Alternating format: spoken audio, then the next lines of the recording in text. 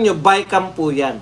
Ang pinag-uusapan po dapat sa BICAM, yung mga hindi napagkasunduan. Hindi masyado akong malaki dito sa isa. Yung mga hindi po napagkasunduan nito pong Congress, House of Representatives tsaka Senate. Magkaiba sila ng version eh. Yun dapat yun, no? Tapos na po yung pagsalang sa mga department head. Alam nyo, kakaiba po kayo sa BICAM. Kaya pala na-delay yung pag-i-air nila kasi nakipag-meeting pa si Vince Dizon dito sa mga taga-House of Representatives. Ha? Ngayon, ang gusto ni Dizon, ipaglaban ng House of Representatives yung mabalik yung tinapyas na budget ng Senado. Alam nyo, sabi nga ni Amy Marcos, hino-hostage mo eh. Hino-hostage ni Vin Dizon yung BICAM. Okay. Saan pumalpak to si Vince Dizon? Ang dami. Alam mo, sa totoo lang, ikaw ang pinakapalpak. Vince Dizon, ikaw ang pinakapalpak na DPWH Secretary. Mawalang galang na nga sa'yo. Alam mo kung bakit? Anyabang nyo ni BBM. Parang pinagmamalaki nila, natuklasan nila. Kasi sila, di ba, ang nakakahiya kasi, tinanggap na nga namin eh, na ini-expose ninyo yung sarili ninyong, yung kapalpakan ng sarili ninyong gobyerno, BBM. Di ba? Tinatanggap na namin yan, Mr. President. Naalala ko lang, may mga pupuna. Bakit ka ba Mr. President na Mr. President? Alam niyo po, talaga naman siya yung president natin. Gusto raw nila, tawag ko raw yung mga matitinding pananalita. Hayaan nyo na po sa ibang vlogger yan. Marami na pong mga vlogger, no? Na ganyan, no? Okay. Na kinukutya si Mr. President. Yung iba kasi dun lang sa optics tawagin ko mang BBM yan, tawagin ko mang kung anong gusto nyong itawag. Wala rin pong epekto yan kung sumusuporta din ako di ba? Hindi po yan yung labanan eh. Teka nga.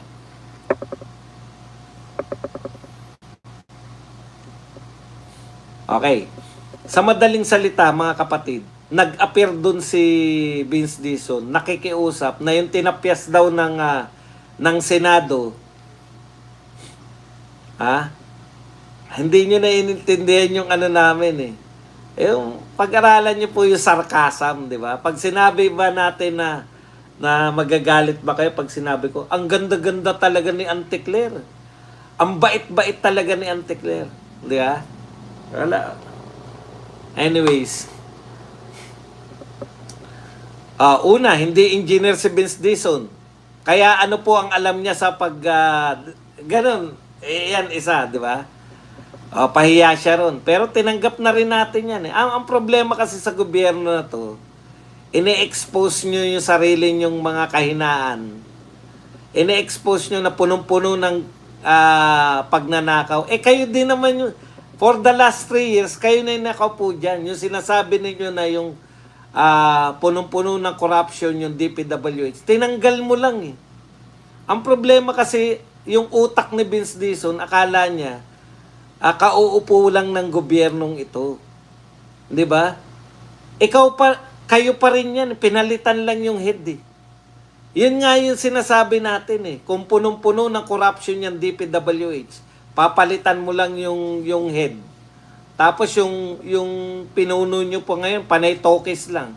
Wala naman po. Sa totoo lang po, hindi po ako believe dun sa mga tao na more sa tokis, more sa press con. Tapos laging ikot ng ikot, nakalam. Optics lang po yan. Ang tunay po na trabaho, nagaganap po sa boardroom. Sa may lamesa yan, kinakausap mo yung mga district.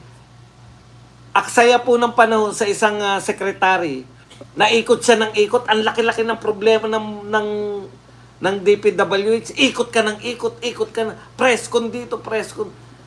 Gusto kasi nila optics na may ginagawa sila. Para maipakita na may ginagawa sila, kinakailangan nila umikot. Umupo ka. Ipatawag mo lahat na regional sector o regional engineer, regional director. Pag-reportin mo, aralin mo yung mga report nila, asan dito yung mga kapalpakan. Hindi yung ikot ng ikot. Alam nyo, wala akong kabilib-bilib dyan sa mga taong ikot ng ikot.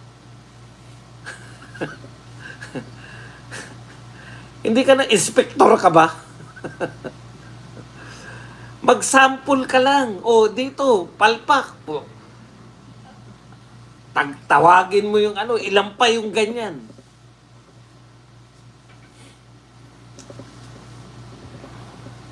Ilan pa yung sa teritoryo mo. May nakita ka? Oh, tawagin mo na yung regional director. Ano ba to? Bakit may ka? Hindi yung nagagalit-galitan dun sa area. Wala namang nagagawa. May nakita ka, nag-inspection ka. May pinagtitiwalaan ka. Ilan ba utusan mo yung mga tapat sa'yo, yung mga pinagtitiwalaan mo. Ang pinalalabas ng Dizon, wala siyang tiwala sa mga tauhan niya. Wala. Anong mangyayari sa'yo? Napaka-practical, di ba? Sabi ni Amy Marcos. Wala ka palang tiwala sa mga tauhan mo, tanggalin mo lahat.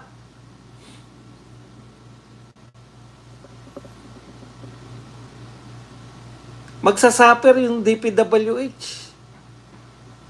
Importante po yung pagtatrabaho sa DPWH. Ano po yung lumalabas? Ito, si Boy Tokis, aayunan ka lahat. Lahat ng sermon sa kanya, opo, tama po. Opo, putang. Hindi naman sumusunod. Tatanggalan ka namin ng budget, Siya rin, tignan nyo po, ito po nangyari dyan. Bakit tinanggalan ng DPWH budget? Hindi ba sa kanya natin narinig na yung tongpats na 25% tatanggalin na sa budget para wala ng patong? 'Di ba? Tapos yung materyales overpriced, ang galing nila magsalita pareho ng presidente. Tokis ng tokis, kaya sulat naman ang sulat yung mga bayarang media. Ito. Yung mga patong tatanggalin. So, babawasan natin yung budget, makakatipid tayo. Ganyan po yung mga tokis nila. Yung budget po, makakatipid tayo, tatanggalin natin. Ang sabi nga ni Lacson dyan, tatanggalin natin yung mga taba-taba para matira na lang yung laman. So, pinatanggal niya. Habang nag-hearing, so tatanggalin, siya nagpatanggal ng mga patong, siya nagpatanggal ng overpriced po yung materyales. Hindi nyo ba natatandaan to? Overpriced po ng 30 to 68% ang mga materyales. Ayan yung sinabi niya. Overpriced po ng di overpriced pala, di tanggalan natin. Opo. Opo. Sabi ng presidente, tanggalan nyo ng 50% ang budget sa materyales, makakatipid tayo. Presidente nagsabi niya na hindi ako. Makakatipid tayo pag tinanggalan nyo ng 50% yung materyales kasi karamihan dyan overpriced. Opo. Tinanggal ng Senado. Tapos, nung nakausap niya yung mga tao niya, boss, wala tayong magagawa niyan. Kasi binawasan yung budget. Pinasa ngayon ng Senado na sumunod sa kanya. Tanggalan ng mga patong, tanggalan ng mga Ngayon, sabi ng mga tauhan niya, sabi ng mga tauhan niya, continuation. Mga anti-Duterte ayan.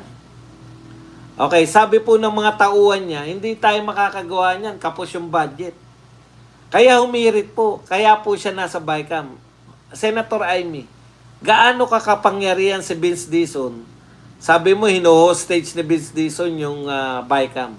Gaano siya kakapangyarihan para makapagsalita sa BICAM. First time na nangyari na nagsalita siya, nakikiusap na ibalik yung tinapyas nyo. Ikalawa, sabi mo, siya nagpatapyas nun. Ito ang sinabi ni Amy Marcos. Parang niloloko naman tayo nito ni Secretary Binson. Kayo nagpakaltas, ipababalik muli. Nung kinaltasan, kasi nga boy talkies nga, nauna yung talkies, 30% to 68% overprice. Overprice daw. Nung tinanggal yung overprice, ibalik daw yung ano. Pero, ang galing niya, pinapaikot niya, akala niya mag-grade to lahat ng kausap niya eh. Kaya sabi niya, pinaglululoko mo kami. Eto muna, sabi ni Amy Marcos, lokohan na lang aniyan diskusyon patungkol sa 2026 proposed budget ng DPWH. I truly resent the fact that the BICAM is being held hostage by the Secretary of Department of Public Works. Okay, kasi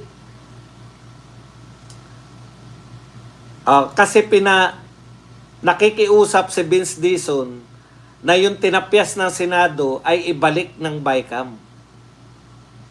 Ngayon, nasa Senado na po yan at nasa BICAM conference na. Si Vince Dizon ayon ng ayon eh. Ayon ng ayon siya sa lahat eh. Sila po, sa madaling salita, siya po yung nagpakaltas sa budget ng DPWH. Nung nakaltasan na po yung budget ng DPWH, di hirong-hiro siya. Pani-interview niyan eh. Kasi po, kaya po natin pinakakaltasan. Una, yung dahak mo, ilabas mo muna yung dahak mo. Di ka makapagsalita kasi panay dahak yan. Nilulunok mo kasi yung dahak mo. Simple lang naman, pag ganyan ka ganito lang. Ganun lang. Ilabas mo muna yung dahak mo para yung utak mo magimatino. Tokis ka ng tokis. Interview dito, interview dun. Puta, hindi mo ayusin yung budget mo. Wala nang problema sa pagsasalita yan. May dahak lang. Labas mo yan. Ganun ang paglalabas ng dahak. Anyways, ikaw ang nag-request, bida ka.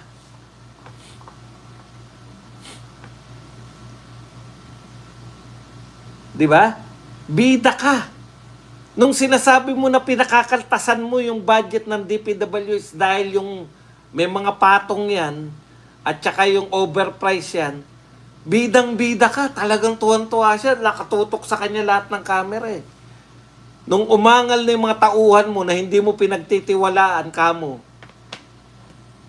wala silang magagawa. Boss, wala kami magagawa niya pag pinakaltasan mo yan. Ganun ba? O, teka lang muna. Dadahak lang muna ako.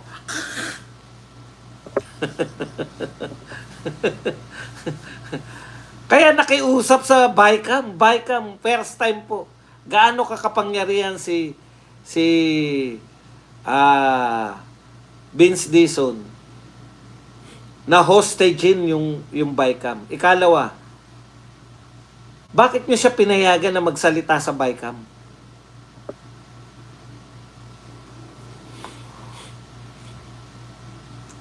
Kasi nga yung R nga, hindi nyo mabanggit yung R. Hirap na hirap sila sa R. Anak mo nyaman kasi. May tagapadahak yan nung araw. Alam mo yun, pag padahakin nyo na. Hihilutin, wala na, natigok na yung tagahilot. Nakakabwisit. Nakakabwisit ng panoorin. Ang yabang-yabang mo, pinakaltasan nyo yung budget. Kayo nagpakaltas ng budget ninyo. Nung kinaltasan ng Senado, yan yung sinabi, hindi lang po si Amy Marcos nagsabi. Pati si Pia Cayetano. Ha? Di ba kayo nagpakaltas ng budget? Bakit nung kinaltasan namin, gusto nyong ibalik? Sabi ni Pia Cayetano.